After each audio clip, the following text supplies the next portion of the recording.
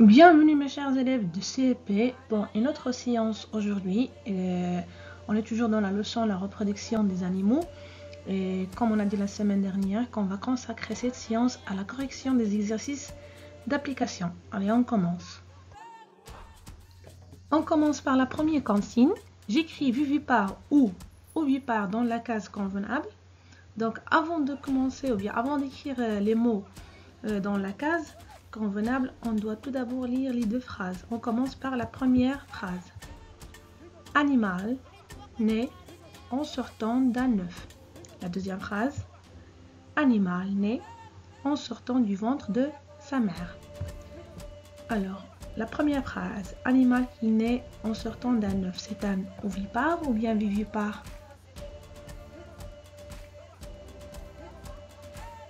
Bravo, c'est un ovipare.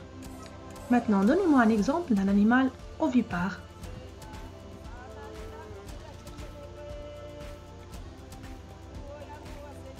Bravo, moi je dis un autruche.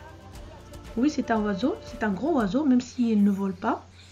C'est un animal ovipare. Regardez son œuf, il est trop grand en le comparant par l'œuf d'une poule. Vous voyez? Très bien. Maintenant, on passe à la deuxième phrase.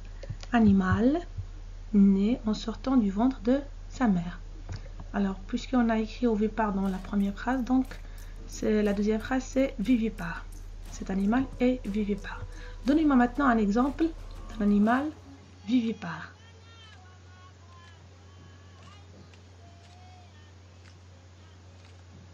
Bravo, moi je dis un dauphin.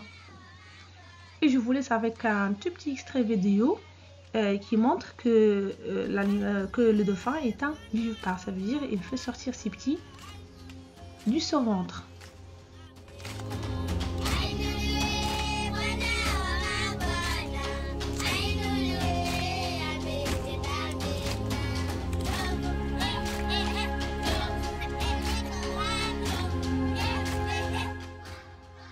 Maintenant, on passe au deuxième exercice. On lit la consigne. Je relis. Alors ici, on a des phrases ou bien des petits paragraphes dans des cases qu'on doit lier à l'animal convenable ou bien l'animal qui convient. On commence par la première case. Je rampe et je suis ovipare. Alors, qui est l'animal qui rampe? Le seul animal qui rampe de cette collection, bien de ce groupe d'animaux, c'est le serpent. Bravo. On passe maintenant à la deuxième case. Je mange de l'herbe et je suis vivipare. Je vis dans la forêt. Alors, l'animal qui mange de l'herbe et qui est vivipare, on a deux animaux. On a le zèbre et la vache. Mais la phrase qui nous aide à trouver la bonne réponse, c'est la phrase « Je vis dans la forêt ». Bien sûr, la vache ne vit pas dans la forêt, alors on va lier le zèbre. La troisième case, je pends des œufs et je vis dans la ferme. Encore une fois, on a deux animaux qui vivent dans la ferme. On a la vache et la poule. Mais la phrase qui nous aide à trouver la réponse, c'est je pends des œufs. Bien sûr, la vache ne pond pas des œufs, alors on va relier la poule.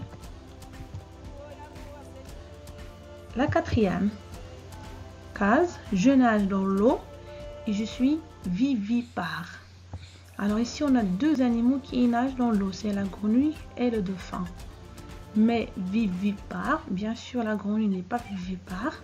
Donc, comme on a vu sur la vidéo tout à l'heure que le dauphin est un vivipare, donc on va le relire. Et l'avant-dernière case, moi je mange de l'herbe et je suis vivipare, mais je vis dans la ferme. Et on a dit que tout à l'heure que la vache vit dans la ferme et elle est herbivore, elle mange de l'herbe, donc elle est vivipare, c'est la vache qui convient à cette case. Finalement, je mange des insectes et je suis ovipares, c'est la grenouille. Alors je vous laisse un tout petit moment pour recopier les noms des animaux qui est écrit à droite en rouge et à très bientôt.